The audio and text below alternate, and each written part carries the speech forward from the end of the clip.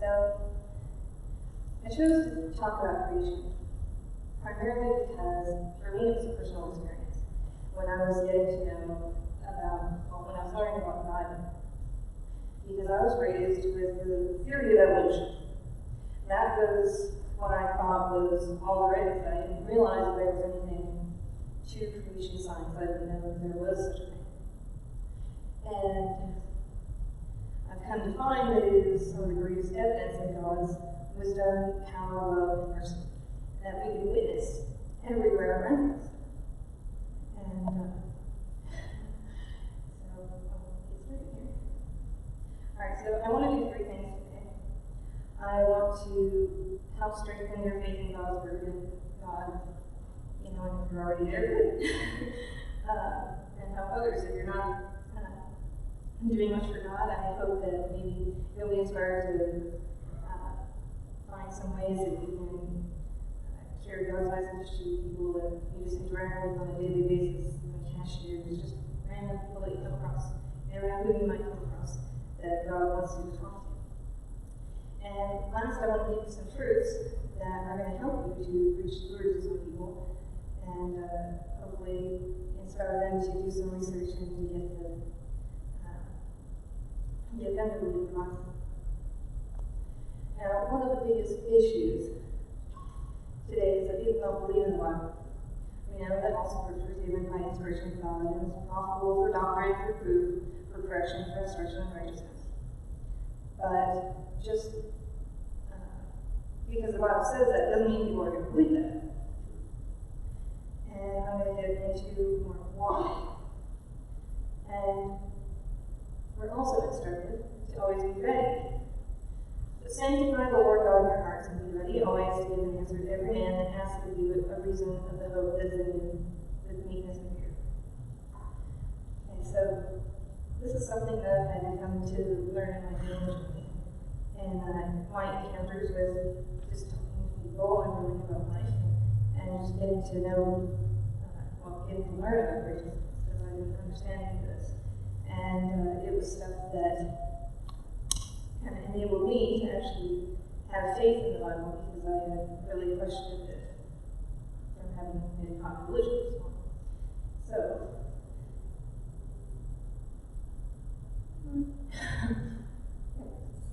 okay, so we have, I've kind of put here 5 main problems that I've noticed in the world that we have to kind of talk about. So, of course, people don't trust God. And there may be a lot of reasons for this, but one of the biggest ones is what they are taught. And in school, in media, and everything. There's a lot of mischaracterizing God as having different negative attributes and well, I guess I can go a little bit, but that's okay. We can perceive anything. Let me totally get that. Okay, well, the third thing I had here was that people don't feel God is real. So I've heard so many people, I don't feel God with me when I pray, or they just don't view God as being there, period. And the other thing is they don't live like God is real. A lot of Christians just go about their lives and live rather worldly without actually recognizing God for who He is and respecting Him and giving Him reverence and living a Christian life, actually obeying God. The fourth thing is that people put God in a box. A lot of Christians do this, and they put a lot of their own expectations on it, and Lonnie has spoken about this last time too.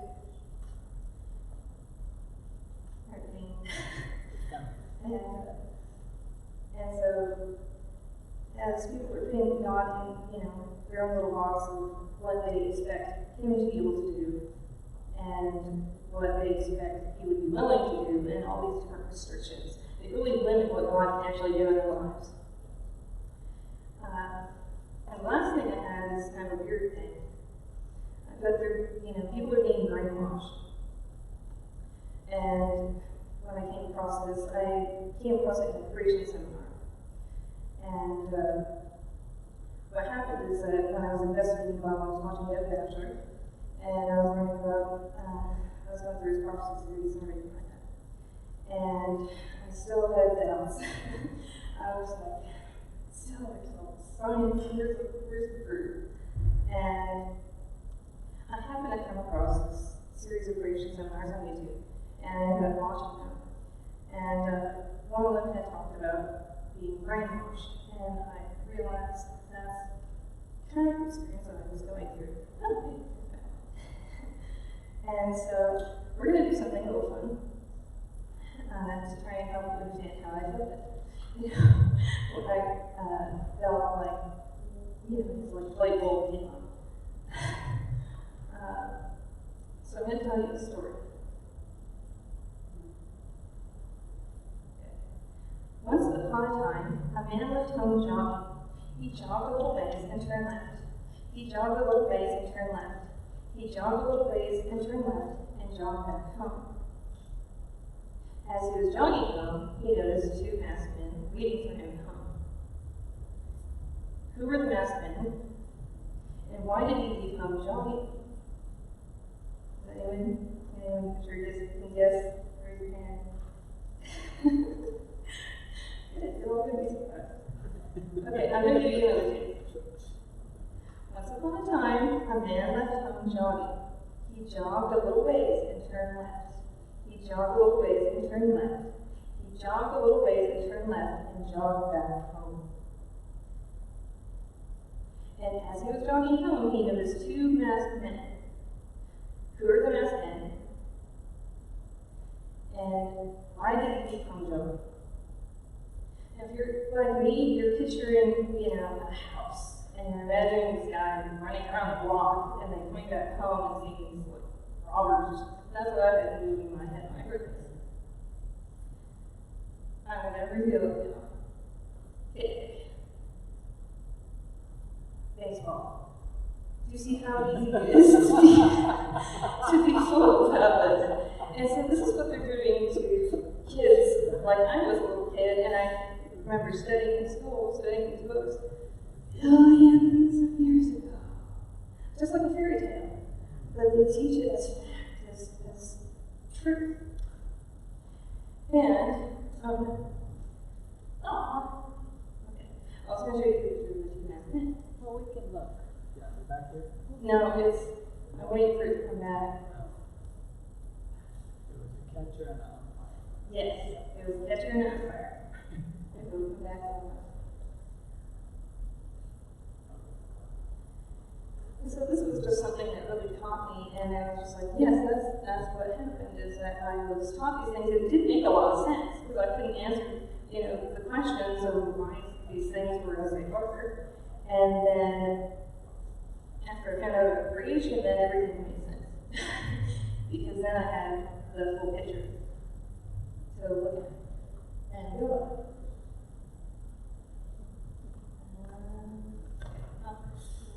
I'm just going to move on. Okay. For some reason. Yeah. There we go. She's an asset. But it's, okay. Well, it's only showing on the back. But if you want to look back, you can see it. Now, one of the things that Satan loves to do is deceive people. And Hitler did too. He said, if you tell a lie long enough, loud enough, and often enough, the people will believe. It doesn't matter what it is. The people are more likely to believe a big lie than a small one. He also said that. I firmly believe that evolution is one of Satan's biggest deceptions. And unfortunately, I don't have my slides on it. I'm sorry, those things. But as soon as we get those back up, I go again, Satan likes to cause disruption.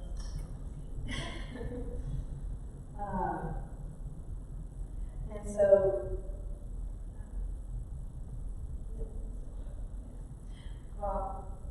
I have 4 points of why creates doubt. Well, why it's a deception, and why some people are affected. Because it's so widely taught in schools. Ever since it was like the 60s, they required that evolution be taught in schools. It was made law that it had to be taught. And however, it wasn't law that creation couldn't be taught, but over time it just seemed to get phased out. Okay, well, okay. Hey, we're back. Okay, go back. Let's move. Hi, there. Hey, I'm going to turn around. So as you can see, Satan is really good at deceiving. And so one of the problems with believing in evolution, and so many church people do, in so many different churches, Catholic is one of them, because that's how I was raised to believe in evolution and stuff, is it creates doubt in God's word. That was one of the biggest things for me. Because then it makes you question, well, the first thing it says in the Bible is wrong, then why bother reading the rest of it? And so then it also requires death before sin, because taking billions of years ago, that kind of fairy tale is going to require, death before sin, but people don't understand that. And then it makes God seem cruel and unfair and foolish and all those kinds of things. It assigns so many negative things to God. And it makes him seem less powerful. And then it changes how people view God and the world and each other. And they also view themselves and life in general. They see life as just nothing but cells, and it just really devalues life. And so as I started learning about this, I found that evolution is the exact opposite of the Bible. We have in the Bible earth before sun, sun before earth, and oceans before land, and land before oceans, light before sun before light, as you can see, and land, plants, and everything like that. And it's always a little bit different. I guess my thoughts don't agree really. So some of the slides might be a little weird. And so there's so many people that are deceived with the theory of evolution that because it's so widely taught and accepted by science, and to not believe in that lie, people just get really disgusted and hateful and say some really terrible things. And so we have a timeline. We have the creationist timeline and the evolutionist timeline. In the beginning, God, about 6,000 years ago, created the world, and about 4,400 years ago, the flood happened, and then Jesus was born. And then evolutionist timeline, which is in the beginning dirt, because they believe nothing, at the Big Bang from nothing. They actually literally believe it came out of nothing. And then, that life evolved on rocks or dirt, and somehow became everything, too. And so we have these competing ideas, and they think that adding time is the magical ingredient to making something possible when it's not. So then I asked, well, what can we do about it? And so I realized that by pointing to creation, we can do a number of things. First of all, we can show the Bible is true. We can start to create interest in the Bible and show that it has merit and that there's real science behind creation and six-day creation. And then we can also demonstrate God's character by just showing how God took such care and design and how animals and plants and everything can work together and so harmoniously and everything is rhythmic, which I'll get into more too. And we can prove that, point to creation, to help prove it to God, prove it to people that God's word is true and make it more of an experience. So it's not just words on a page. You can actually see and interact with nature. You can actually look at things and they can examine things and they can start to grasp more of what is really involved in just even the simplest life form. And it can also demonstrate God's power. So when they go to pray, they can start thinking, well, God made these things, so I don't have to put them in a box anymore. And it also should ask them, questions to make them think. To think primarily about their worldview. And I have a quote from Steps to Christ. God is love. Upon every opening bud, upon every spire of springing grass, the lovely birds, making their hair vocal with their happy songs, the delicately tinted flower in their perfection, perfuming the air, the lofty trees of the forest, with their rich foliage of living green, all testify to the tender, loving, fatherly care of our God and to his desire to make his children happy. So, Ellen White even tells us that we can use creation to help demonstrate God's character and also remind ourselves. Alright, so there's four main questions of life that evolutionists and creationists both tend to have answers for. And so it's the who am I and when am I born? Where did I come from? Why am I here? Where am I going when I die? Alright, so with the humanist worldview, which is primarily what people have, they say, amazing, the Big Bang made everything from nothing. And they base this on evolution, where man is God and answers to no one. That's gives man all control over everything. There's nothing more powerful and more intelligent. And we're always proceeding and going and getting better. Then we have the creationist worldview, where there's incredible design, so there must be a smart designer. And so God is God and judges all men. Now these two worldviews are at conflict with each other. But these are the primary ones, and of course there's going to be some fringe ones that are weird, I won't talk about them. So when a humanist answers these questions,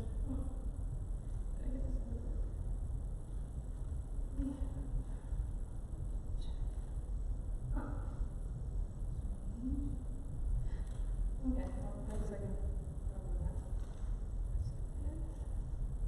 Oh, I did see. Alright, so I wanted to show you some rulers. Alright, so I figured your worldview is like a ruler, and how you measure the world and everything you base your life on. If you're just off both ways, you're going to get off track. So this yardstick with accurate measurements is like God's word. We can rely on it and trust on it to, use to measure things. We can build things with it, and we don't have to really worry.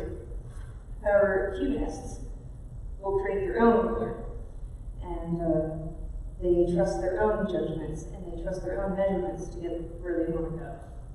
And I would not measure this, use this for actually measuring, because I really just mark them wherever. And so it's a proof of point, though. The Bible is, of course, something that we can build with, and, going by our own judgment is not. But this handmade ruler, it's essentially symbolizing that God doesn't exist, but man is God, and instead dictates what is right rather than God. Okay, so when humanists answer these questions, they tend to think of the who am I, what am I worth is nothing but a polluter of the world, part of the problem. You see a lot of depression, a lot of mental health issues, and a lot of people are struggling with a lot of problems. This is going to be one of the biggest things. Why? Is their value of life, their value of themselves, their value of others, and where did that come from? They think a random cosmic event just happened to cause it. And they think, why am I here? What's the purpose? And they think that there is none. And so you might as well do whatever you want. And they think, where am I going when I die? And they just think, well, I'm going nowhere, I'm just going to go to the grave. You recycle the plan forward. It is not a good prospect, it's not a good life to live. But this is what a lot of people have in their mindset. And when they go out and engage and they're driving on the roads and when they're teaching in schools, this is the type of thinking that people have. When they don't value God, they don't believe in God. And they believe instead in evolution. So if the Bible is true, which it is, no, but they don't, then they need to figure out who God is, what he wants, and do what he says. And that is a very intimidating thing, because that means a lot of change. It can mean, they may reflect back on things that they did and go, oh no. Or, it just may mean a lot of,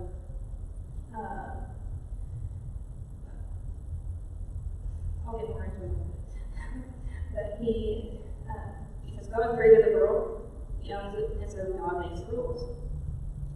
So for people to first come to Christ, they must first change their worldview and how they see the world, how to view God. And so the law of Christ is incompatible with the law of evolution. And they're actually at war with each other. And this was said by evolutionists who acknowledged this. And so, I've got scriptures now. So for the invisible things of him, from the creation of the world are clearly seen, being understood by the things that are made, even his eternal power and Godhead, so that they are without excuse. Now we know Jesus is coming, and we're running out of time, and they are running out of time. And until they can acknowledge creation, they're going to struggle to have faith in the Bible and in God when they're tested. And so, with the heavens declare the glory of God, and the firmament showeth his hand. There's more affirmations that we can look to God and God's creation and everything around us, the skies, the stars, and everything. And I'm just going to time between move along. And so, through faith, we understand that the worlds were framed by the Word of God, and so that things which are seen were not made of things which do appear.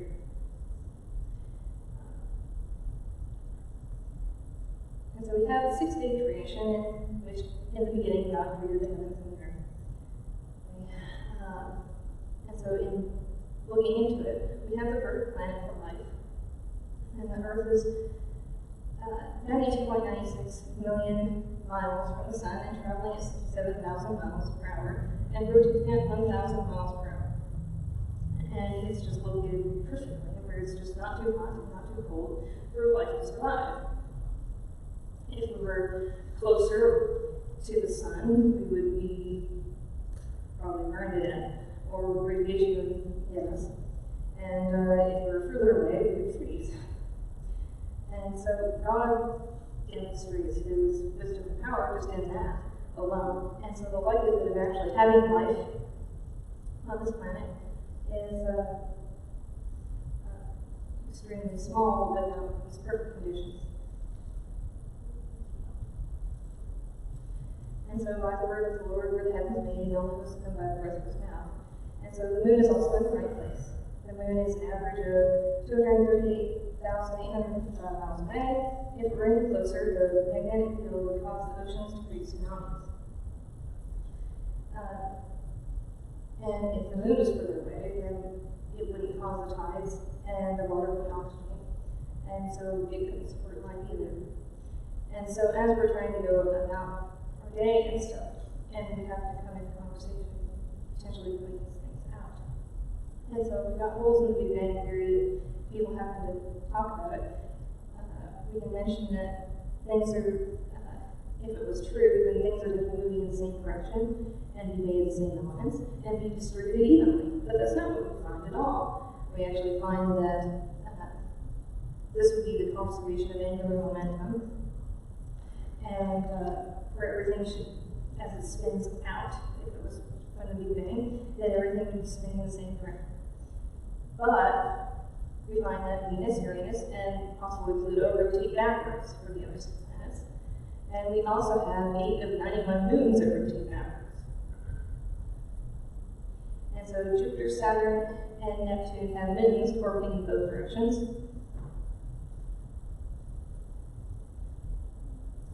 And so we really can cause them to question, why are 9 planets so different from each other and from the sun? And so there's a lot of things that science can't explain, but they still teach it as indisputable fact. And we know in 6 days the Lord made heaven and earth, the sea, and all in them that is, and rested the 7th day. Wherefore the Lord blessed the Sabbath day and hallowed it. It has been found that we operate on a 7-day cycle. Humans and many animals, insects, and plants are all operating on a 7-day cycle. So the study is actually chronobiology, and it looks at the different rhythms and cyclic phenomena. And so they have found that these things are the case, that a lot of things are on weekly cycles, and it's biology, not culture. So it's just more evidence showing a 6-day creation, that there's a Sabbath. So 7. And so we also have evidence of Noah's flood. And it says, the Lord said unto Noah, come now and all thy house into the ark with thee. Have I seen righteous before me in this generation? Sorry, in the 600th year of Noah's life, in the 2nd month, the 17th day of the month, the same day were all the mountains broken up, and the windows of heaven were opened. So it calls into question, where did all the water come from? Well, it's been shown that there are large fissures in the ground, or the seafloor, and it likely released much of the water. And there's actually a lot of volcanic rocks that are interspersed in those layers. And each of those rock layers are actually the silt that moved around as the world was covered with water, and the moon was actually holding out the tides and causing the water to move around and causing force and everything. And so, it's possible that these fountains of the deep involve a number of volcanic eruptions with massive amounts of water bursting up from the ground. If you look at volcanoes today, 70% or more of what comes out of them is actually steam. It's all water. Thou coverest it with deep as with garland, the water stood above the mountains. At thy rebuke they fled, at the voice of thy thunder they easted away. And it says, thou hast set a bound that they may not pass over, that they turn not again to cover the earth. And what this is talking about, based on evidence that we've seen, is that the mountains arose, that God pushed the waters back out, and as he did this, it caused the mountains to hold the way that they do. It caused the valleys to sink down, and now we have oceans and everything like that. It also caused the Grand Canyon, and I'll get to that in a bit. Alright, so if you took away all the mountains and the sea basins and everything, and just flattened everything, the whole earth would have 1.7 miles of water all the way around, deep. Now, before the flood, the average age that people lived to was about 912 years, and there was a different atmosphere back then. They have found in amber samples that there is 50% more oxygen than it had now. So instead of having 21% that we have, it had like 32 or 35%. And so they took the air bubbles in these amber and tested them and found that that was the case. Now the reason that I bring that up is that there's something called a hyperbaric oxygen chamber, which I found was very interesting. They use it to heal and a number of wounds and different things. Here it's showing a boy with cerebral palsy being helped with it. So it's used for a variety of illnesses and wounds, and has been even used to treat autism. Football players use it, and because it helps them heal twice as fast. And so just spending time in an oxygen chamber like that can make you feel more energetic and feel like you can run forever. And there's also evidence to show that a lack of oxygen was what killed the dinosaurs after the flood. Although this particular article talks about evolution and everything like that, it does talk about the level of oxygen and the fact that the Brontosaurus had a set of nostrils the size of a horse, and so it wouldn't have been able to get enough oxygen to breathe after the flood. We also have giants, and it says, and there went out a champion out of the camp of the Philistines named Goliath of Gath, whose height was 6 cubits and a span, and a cubit is 18 to 21 inches. And there's actually a record of a man that is about the same height. It was from 1940, I think he might have died. He's seen standing next to his father and his brother. I want to talk about the Grand Canyon. As the waters receded, the natural dams collapsed, and it caused all the water to quickly erode so many areas of the Earth's surface that it caused so many different canyons to form. And the Grand Canyon is one of them. Or they like to say that the little tiny Colorado River running through the Grand Canyon is what caused it to do that over millions of years.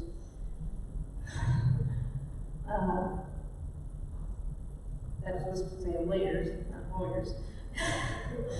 These rooms were complicated.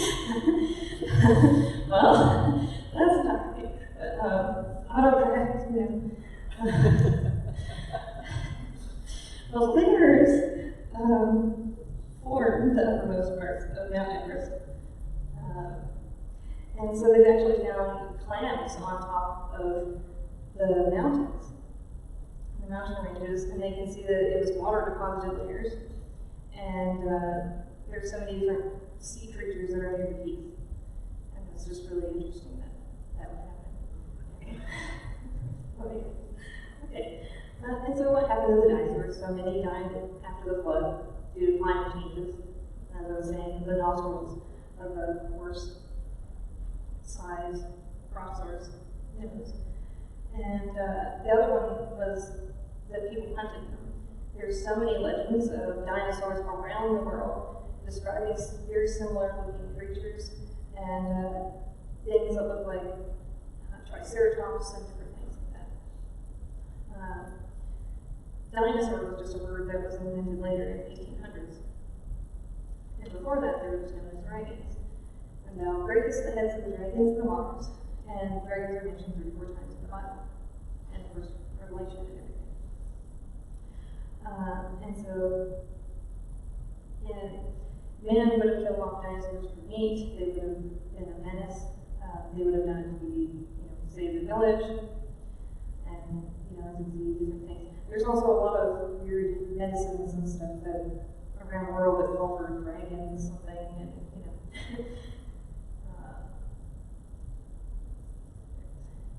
and there's also these, it's really small and cut off.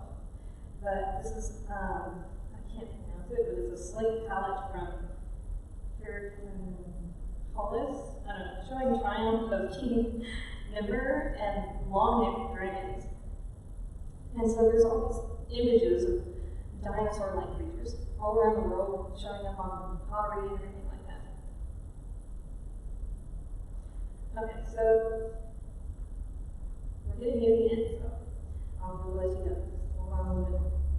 And so as we go to try to talk to people and stuff, I've come to learn that we don't want to get into debates or arguments because nobody really wins. There's too many disputable facts that people will try and throw and twist, and there's just not enough. We have to be an expert in everything in order to be able to properly convey it to people, and they would have to be an expert to be able to understand it and be able to they adequately defend their position. And so a lot of people get very defensive in debate and argument. And then whoever wins, those types of things are going to have a negative opinion, regardless if they're still going to believe what they want to believe.